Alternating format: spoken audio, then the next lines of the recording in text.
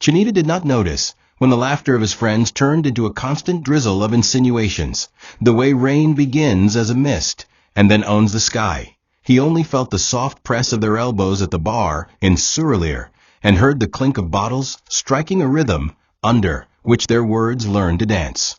"Your wife is too perfect," Connell said with a smile that never reached his eyes, as though perfection itself were a scandal. Others chimed in with anecdotes wrapped like gifts. Little stories of a teacher who stayed late to help a boy solve fractions, who waited at the school gate to ensure a girl's uncle really had come, who most evenings stopped by the provision shop on the corner to buy chalk and rulers with her own money. And somehow, in their telling, kindness became camouflage and devotion became a motive, until even the scent of Ada's shea butter in Chinedu's memory felt like a disguise she had slipped on just before stepping through their door. He drove home that night listening for fault lines in the engine, because he had begun to believe all smooth things had fractures. He let his mind replay the day in reverse. The text Ada had sent, "Made rice and stew. Don't drive too fast," suddenly felt like a decoy, an alibi no one requested. And he scolded himself for flinching at sweetness like a man afraid of light. In the living room, the leather sofa looked too obedient, the curtains too loyal, the framed wedding photo too still, as if domestic peace were conspiring with time to make a fool of him. He lingered by the window and watched a neighbor carry his toddler upstairs while his wife laughed softly behind them, a small procession of ordinary joy. And because envy and fear are twins who wear the same face, he mistook their tenderness for evidence that his own home had grown a secret shadow he couldn't name. By morning, he had found a language for that shadow and called it vigilance, as if renaming doubt could make it honorable. He told himself he was simply protecting what he loved, that after all a man must guard his house the way a night watchman guards his post, eyes open, feet still, heart taut like a drum. But true guardianship listens. Suspicion only speaks. And so he began to speak to himself in long monologues, about stories in the city, about women who tired of humble men, about how gently a betrayal can enter a room under the guise of routine. And the monologues lengthened until they drowned out Ada's voice when she asked if he wanted more stew, if he had enough cash for the week, if he'd like her to iron the blue shirt he liked for Mondays. The whisper in his ear had become a residency in his chest, and he called it wisdom, not noticing the way wisdom, when it soils itself with fear, becomes a prophecy seeking evidence. The change began with door frames. He stood in them longer, watching Ada move from kitchen to bedroom to veranda, counting her steps, timing her calls, learning the geography of her kindness with a mapmaker's suspicion. He created a ledger in his mind, what time she left for school, what hour she returned, how many minutes she lingered by the gate chatting with parents, until affection congealed into data and trust became a spreadsheet he updated hourly, like a failing business struggling to explain its losses. When her fellow teacher Uche called to ask if she could cover an extra class, Chinedu stood by the doorway while she spoke, eyes on the ticking wall clock as if the second hand were a witness who could later be subpoenaed. And when she ended the call and smiled, he nodded distractedly, already revising his numbers, already replacing the soft facts of a shared life with a hard fiction of paranoia that explains everything and understands nothing. Sleep, once the faithful courier that delivered him to morning, took a different route and began dropping him off at dark intersections where headlights moved too quickly and shadows gathered under overpasses. He lay awake listening to the refrigerator hum like a secret keeping itself, the generator cough, the compound gate scrape, and he imagined each sound as a code exchanged between conspirators who knew the timing of his breaths. He learned to scroll through Ada's phone with a thief's delicacy, noting that Uche appeared often, that Mrs. Bellow sent late messages seeking help with her son's essays, that a student named Gideon had texted a shy "thank you, ma." And because suspicion is an artist who draws conclusions where no lines exist, his mind sketched a mural of intimacy across the blank walls of ordinary communication, a fresco painted with midnight colors only he could see. He asked fewer questions in the daylight because he had discovered that silence is a more effective interrogation technique. Every unasked question becomes a debt the other person must pay. Ada noticed the draft in the house, that cold, invisible seam where conversation used to be. She tried to seal it with stories from a classroom. The boy who wrote a poem about rain. the girl who solved a puzzle no one else could, but he pretended to be late for something, or tired, or distracted by a news headline about exchange rates and fuel scarcity. He carried his loneliness like a badge and called it evidence. He let the ache in his bones pass for clarity, as if pain were a reliable narrator. At the edges of his days, where blue becomes black and Lagos exhales, he began to believe that love is a courtroom and he, the plaintiff, must compile exhibits even if the gallery is empty. Cunnell did not arrive with a plan folded in his pocket. Plans like these are not written, they ferment. Over suya and beer, with football commentary braiding their pauses, he said almost lazily that a concerned parent had seen Ada laughing with a man behind the library where the light is poor and the janitor keeps a mop that smells of old rain. Another friend, like a chorus member who knows his cue, added that he himself once drove past a school at dusk and saw a woman in a blue headscarf move quickly through the gate, and though he could not swear it was Ada, how many women wore blue that exact shade and tied it with that particular knot? They built a house of maybe and furnished it with probably, then invited Chinedu to take a tour, and he walked through each room touching the furniture, looking for a stain, needing no proof beyond the architecture of his fear. So it was that on a Thursday evening, when cloud bellies hung low over Yaba and children's voices were dissolving into traffic, Chinedu parked across the street from the school and watched the chain of departures. Boys knocking shoulders, girls sharing earbuds, the gate man wearing his fatigue like an oversized coat. He waited until the compound quieted and the shadows lengthened across the courtyard like unrolled carpets, and then he saw Ada appear with a stack of exercise books pressed to her side. She was not alone. Uche walked beside her, speaking with the animated gestures of a teacher who has discovered a new way to explain difficult things. They stopped near the office window, where a strip of light spilled out like a ribbon, and Uche, excited about a lesson plan, leaned in to point at an item on her marking sheet. Two heads bent over one page, an innocent duet, but distance is the art of mistranslation, and Chinedu read in their proximity a poem he had already written. When Uche touched Ada's elbow in that thoughtless, collegial way people use to anchor a point, something detonated inside Chinedu with the quiet of a suppressed scream. He photographed the moment with his phone, the world reduced to pixels that would later obey his narrative, and did not notice the trivial details that make truth immune. The open office door with the headmistress sorting textbooks, the cleaner's trolley nearby, the poster on the wall announcing the mathematics fair. He did not hear the simplicity of their words wafting across the yard. Should we move the remedial class to Wednesday? Yes. That will help Gideon, because suspicion is a thick glass that lets you see figures but mutes their voices. He drove away with a trophy he would soon brandish, his heart pounding triumphant and terrified, already rehearsing the lines he'd deliver like a judge who has learned the verdict before the trial. Home, the temple where small miracles repeat themselves, stew thickening, laundry drying, footsteps matching, became a courtroom with poor ventilation. Ada stood by the sink, rinsing a pot, when Chinedu entered with an electricity that made the framed wedding photo turn in on itself. He set his phone on the table and pressed play on the video he had edited in haste, a loop of her and Uche at the window, his finger tapping the screen at the precise moment of elbow and hand. "Explain," he said, voice flat like water that refuses to boil.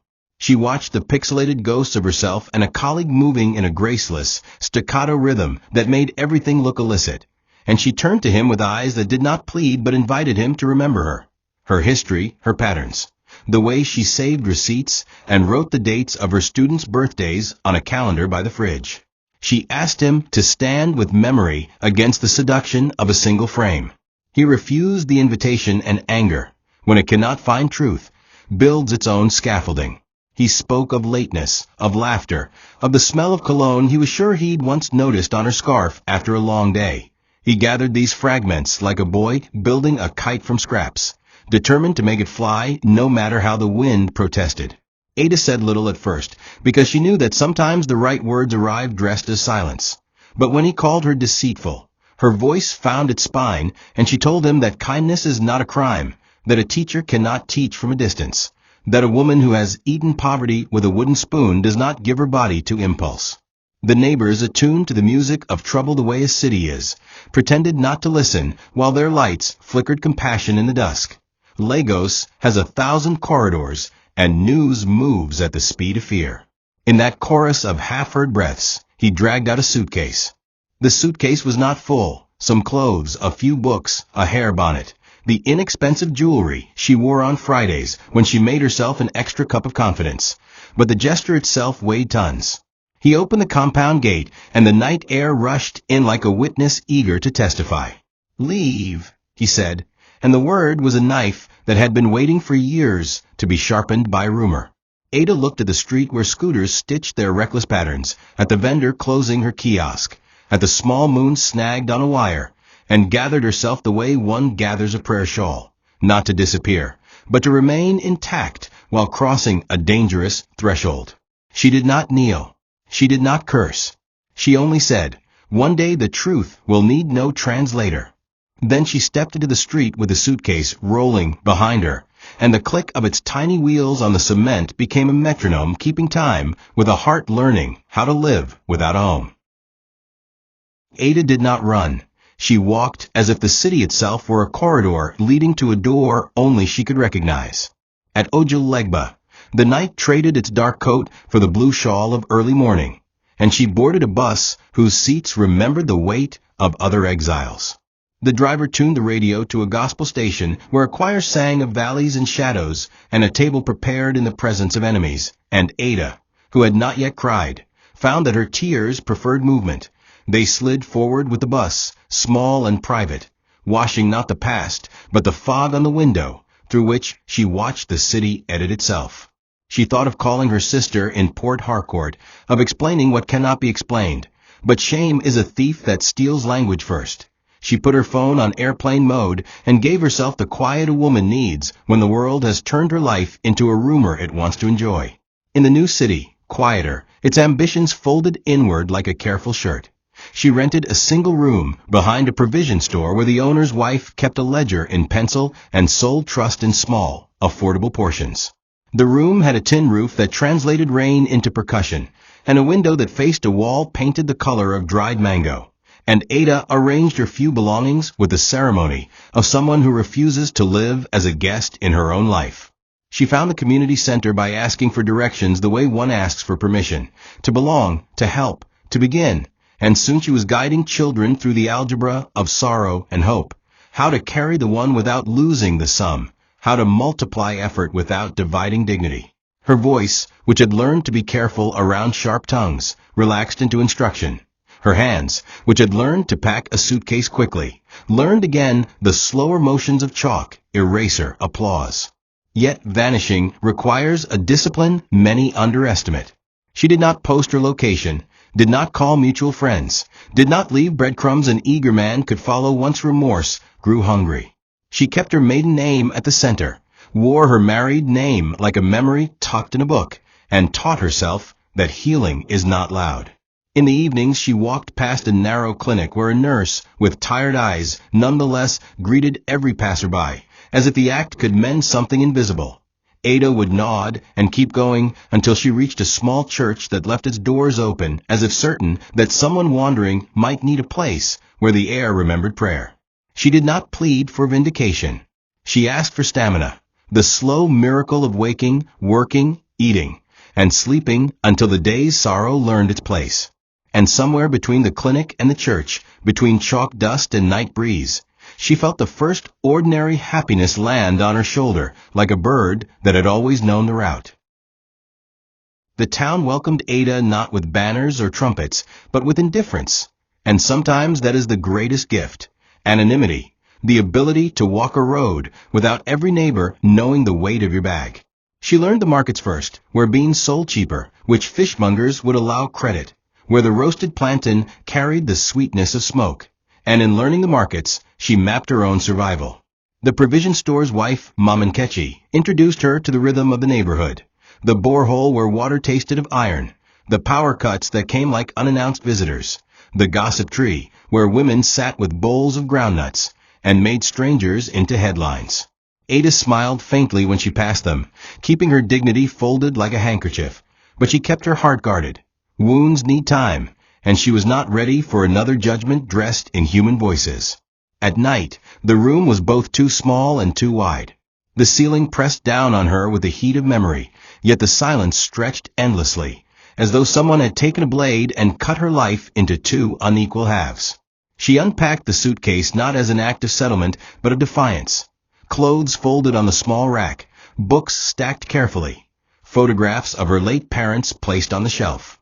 It was her way of telling the world, "I will not vanish completely. I will carry my name like a lantern even in exile." When the radio in Mom and Ketchy's shop played highlife songs from decades ago, Ada sometimes hummed along while mending her wrapper. And in those brief notes, she felt as though her voice was a bridge between who she had been and who she was becoming. Slowly, she allowed herself to walk the town in longer strides, to stop by the stream where children fetched water and watch them laugh with buckets wobbling on their heads. She envied them, not for their poverty, but for their innocence, their ability to belong without proving anything. She longed for that simplicity, for a day when she could breathe without feeling the invisible trial still sitting in Chinedu's compound miles away. But for now, she told herself, this town was her wilderness, and wildernesses, though brutal, can also prepare prophets. It was a poster taped to a rusted gate that changed the direction of Ada's days. Volunteer teachers needed, community center after-school program. She read it twice, as though the words were shy, and then traced her finger over the paper as if seeking permission. By the following week, she was standing before a group of children whose uniforms were faded, but whose eyes carried a hunger sharper than stomachs could produce, the hunger for understanding. The first time she picked up chalk again, her hand trembled, but as she wrote mathematics across the cracked blackboard, the chalk seemed to remember her, and the letters steadied. She began explaining fractions, her voice finding its rhythm like a river rediscovering a long-abandoned channel. And when the children nodded, something in her cracked open. Not pain, not yet joy, but a relief that the world had not taken everything. The community center was poorly equipped, benches missing legs, textbooks torn, windows with panes missing. Yet, in that imperfection, Ada found her sanctuary. The children adored her patience, the way she repeated an explanation 3 times without sighing, the way she praised effort even when answers were wrong.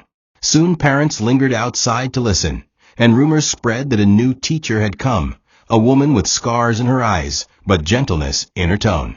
For Ada, every lesson was therapy, every diagram a way of piecing her life back together. She began to sleep better, though the dreams still occasionally replayed the night of her exile. But morning always arrived with little footsteps and small voices calling her auntie, and morning became a promise she could lean on. In her evenings, she wrote lesson plans under the light of a kerosene lamp, scribbling with the concentration of a student herself.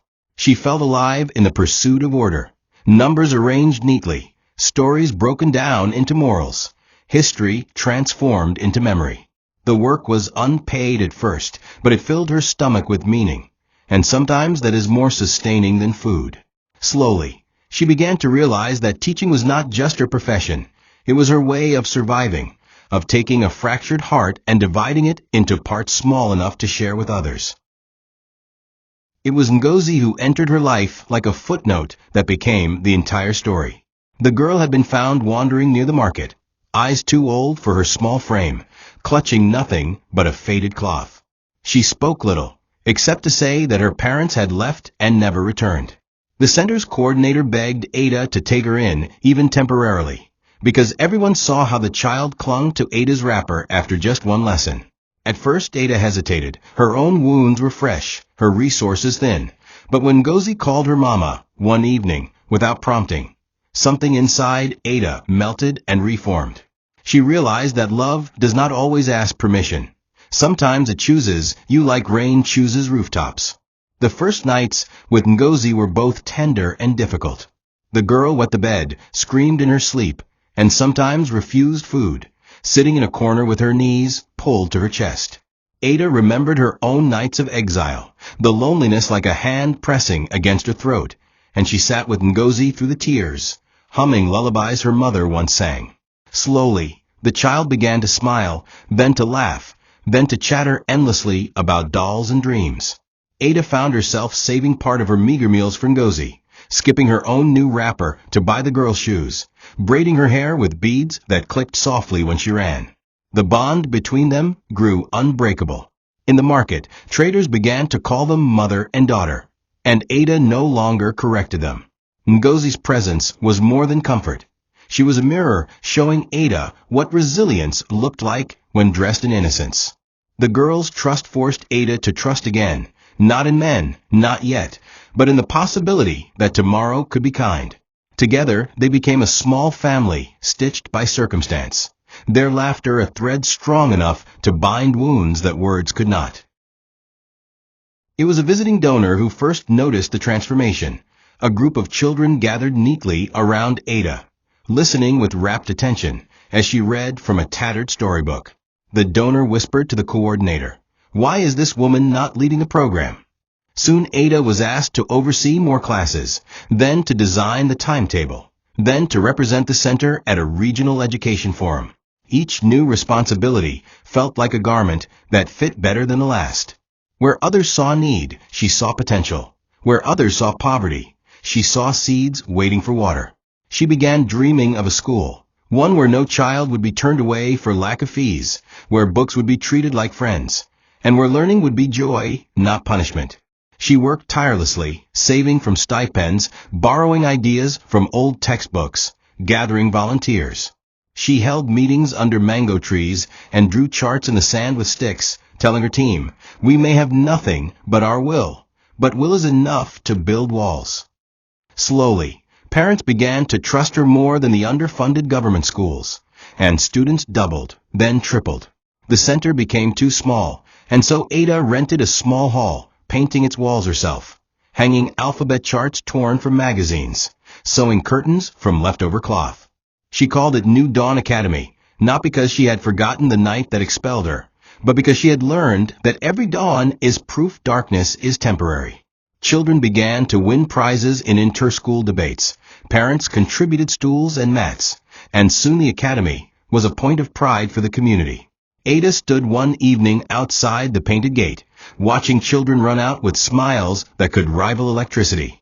In their joy, she found her healing. She realized her suffering had not ended her. It had planted her. And what grows from ashes, if tended, can be stronger than what was planted in peace.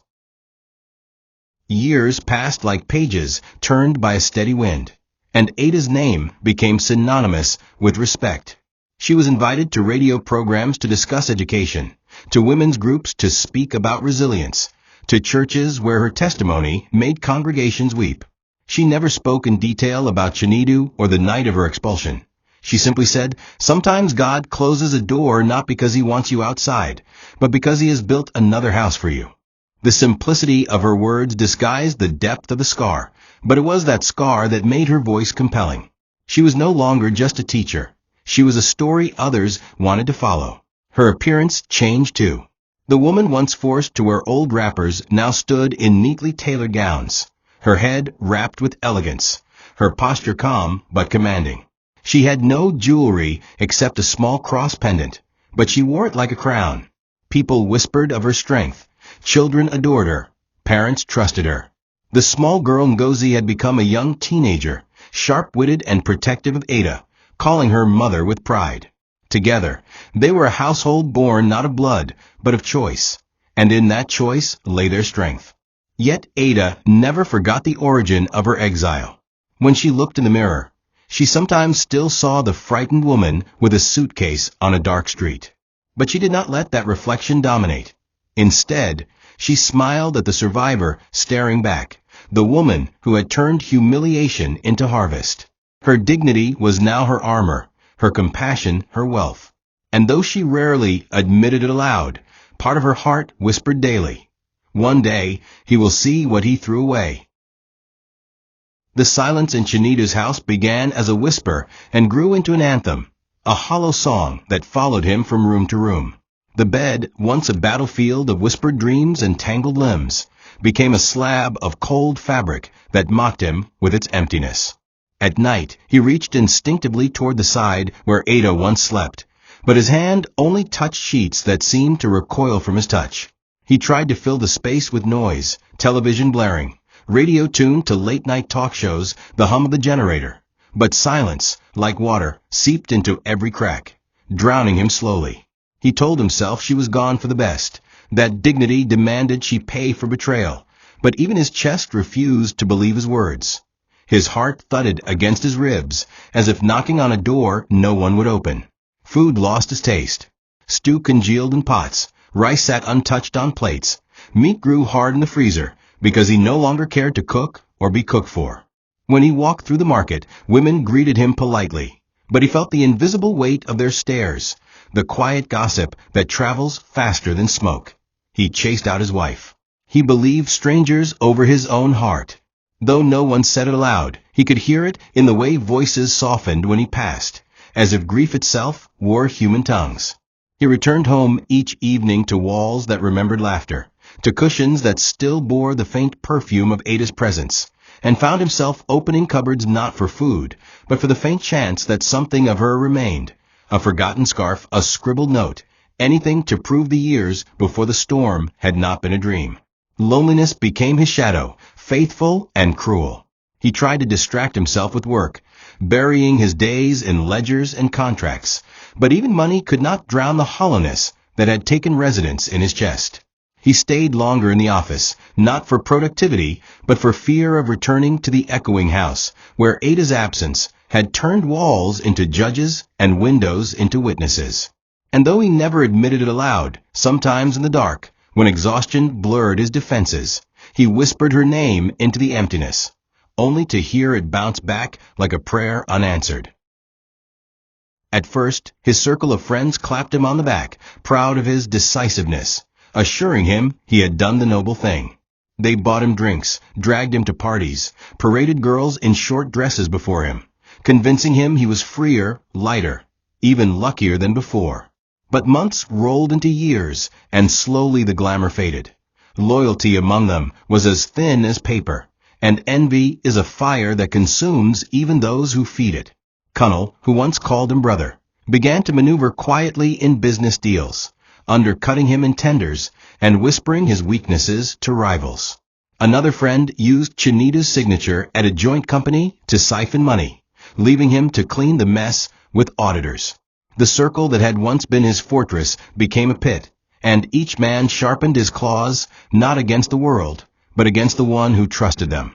Chinedu discovered too late that Ada had been his compass all along, the one who gently warned against Connell's half-baked ventures, who reminded him to keep ledgers clean, who noticed when the contracts smelled of deceit. Without her steady voice, he signed documents in haste, shook hands without caution, and woke one morning to find the company accounts dripping red.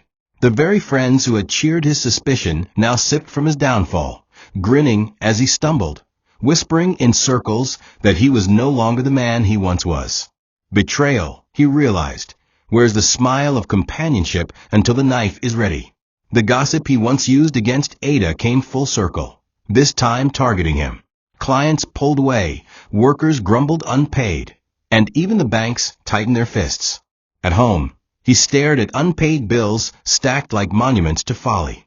He remembered how Ada once stretched his income by simple wisdom, cutting wastage, budgeting carefully, investing in people rather than impressions. Now his house was bigger but emptier, his cars shinier but silent, and his account heavy with debts disguised as assets. The circle of friends that once seemed unshakable was crumbling, and he realized too late that he had been a pawn in their envy's game. It was Connell, the ringleader of the rumor, who fell first. Once arrogant, with a belly fed on stolen deals, he collapsed at a party, clutching his chest while his mistress screamed. Doctors whispered of hypertension, of stress, of habits that devour the body quietly. As he lay on a hospital bed with tubes in his arms, his swagger dissolved. Visitors dwindled, creditors circled, and his wife, tired of betrayals, stopped coming. Chinedu visited once, standing at the doorway, watching the once mighty man reduced to whispers. Their eyes met, and Connell, lips dry, muttered something like, "We destroyed her." The words floated like ash, unanchored, but they caught fire in Chinedu's heart, leaving scorch marks he could not erase. The others soon followed in their own way. One jailed for fraud, another abandoned by his family after squandering wealth on vanity. Chinedu watched them scatter, his pride curdling into fear. He had thought himself insulated by wealth and influence, but suddenly those things looked fragile, like paper shields against a burning wind. He realized Ada's quiet integrity had been his strongest fortress, her prayers his invisible protection, her loyalty the oil that made the wheels of his life turn without noise. Without her, his life had become an engine grinding itself into ruin. At night, he dreamed of Ada not as the woman accused, but as the woman who prayed with him before board meetings, who ironed his shirts with a hum on her lips, who waited at the gate with lantern light when he came home late. These visions tormented him because he could no longer tell if they were memories or illusions his mind conjured to mock him. Kunnal's frail confession rang in his ears like a funeral bell, and though Chinedu had not yet admitted it aloud, he knew the truth was chasing him, and when it caught him, no fortress of pride could keep him safe. Guilt began to haunt Chinedu not as thunder, but as drizzle, soaking into his bones until he shivered even in sunlight. He saw Ada in strangers, a woman carrying a basket at the market, a mother braiding her daughter's hair by the roadside, a teacher leading children across the street. He caught himself almost calling out, then stopped, ashamed, because even shadows of her presence condemned him. He replayed the night of exile endlessly, this time noticing what he had missed, her trembling hands clutching the suitcase, her voice steady but wounded when she said, "One day the truth will need no translator." That sentence became the ghost at his table, the judge in his dreams, the echo in his empty house. He tried to drown regret in work, but clients no longer trusted him. He tried to bury it in drink, but alcohol only magnified the hollowness. Women came and went, but none stayed, because guilt is a third presence in every room, an intruder that makes intimacy impossible. In the quietest hours of night, he sometimes scrolled through his old photo albums, pausing on wedding pictures where Ada's smile glowed with unmanufactured joy, where his hand rested proudly on her waist.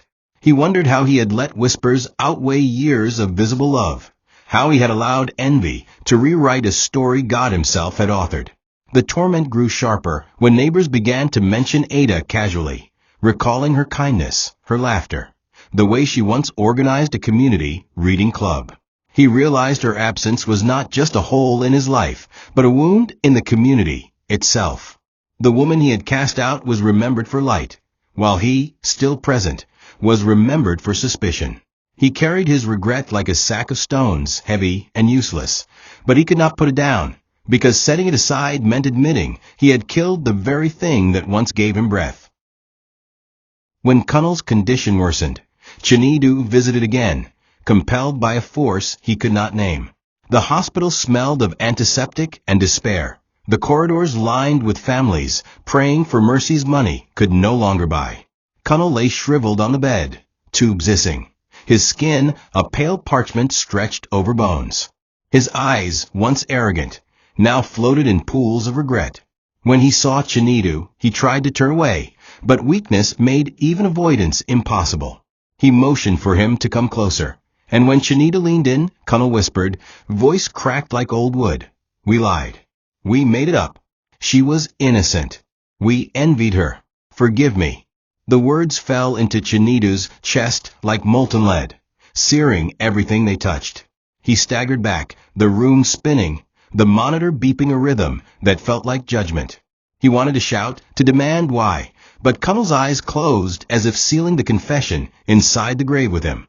Chinedu left the hospital trembling, his body both heavy and hollow, his mind replaying the confession in a loop that would not end.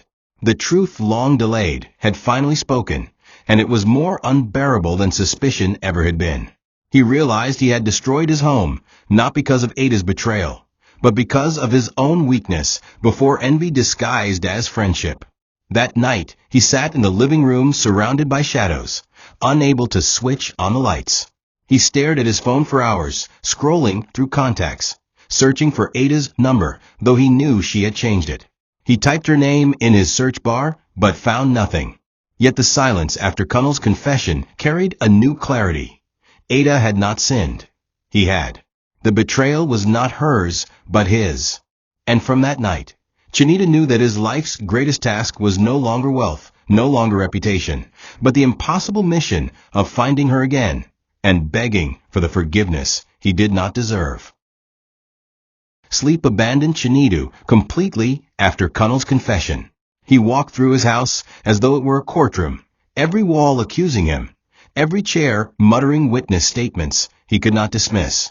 He opened old files, hoping for scraps of Ada's handwriting. He turned over albums, searching for clues and photographs. He dialed mutual acquaintances, only to be met with silence or evasive tones. Shame had closed doors faster than locks could, and he realized people who once welcomed him now held their tongues because they knew his crime, believing lies over a loyal wife. Restless, he roamed the internet at night, typing her name into search engines, scrolling endlessly, staring at strangers who shared her name but not her face. Every dead end mocked him. Every empty result a reminder that he had not only thrown her out of his life, but also erased her traces with his arrogance. His health began to decline under the weight of his obsession. Food was tasteless. His hands trembled when signing documents, and his once sharp mind dulled with fatigue. He withdrew from gatherings, no longer able to pretend at laughter while regret gnawed his marrow. His neighbors whispered that success had spoiled him, that money had eaten his joy, but Chinedu knew the truth. Joy had been buried the night he carried Ada's suitcase to the gate. Still, he refused to give up, convinced that one sight of her face, proof that she still breathed, proof that she still existed, would offer him a chance, however slim, to atone. He was a man wandering deserts without water, convinced that somewhere just beyond the horizon was the oasis he had abandoned. Then one night, weary eyes red from hours of scrolling, he stumbled on a familiar curve of lips in a profile picture. It was a small thumbnail, Ada standing beside a banner that read New Dawn Academy. But to Chinedu it was a universe. His heart slammed against his chest, his breath caught like cloth in a nail, and for a long moment he simply stared, afraid that if he blinked the image would vanish. Ada was not only alive, she was thriving. And in that single revelation, the full scale of his loss descended on him with the weight of years. He clicked through her photos like a thief sneaking through a sacred temple, each image a window into the life she had built from the ruins he left behind. There she was, chalk in hand, surrounded by children whose eyes glowed with admiration. In another, she stood at the gate of a small but colorful school, the sign above proudly declaring New Dawn Academy, her smile wide and serene, the kind of smile that belongs to people who have wrestled with storms and come out with rainbows in their pockets. There were pictures of celebrations, of children holding up certificates, of Ada cutting ribbons for new classrooms. She looked older, yes, but it was the kind of aging that deepens beauty. Her eyes had the calm of rivers that had seen floods and survived. What struck Chinedu most was not her success, but her joy. It was not the forced joy of social media filters, but the deep, settled glow of a woman who had built a new foundation stone by stone. He scrolled further, his heart tightening as he saw Ngozi, no longer the frail child Ada had taken in, but a confident teenager, always by Ada's side, beaming proudly. In captions, Ngozi called her mother, and the words stabbed him like a blade dipped in honey. Sweet to see Ada loved, bitter to realize the title now belonged to another's child and not to his. He realized with despair that while he had allowed suspicion to make him childless, Ada had chosen compassion and gained a daughter. As he lingered over the images, his mind began to weave a cruel tapestry. The woman he had shamed was now honored. The wife he had accused was now celebrated. The companion he had exiled had become a cornerstone for others. And he, the accuser, was left with echoes, empty chairs, and hollow pride. He closed his laptop with shaking hands, but opened it again within minutes, like an addict craving pain.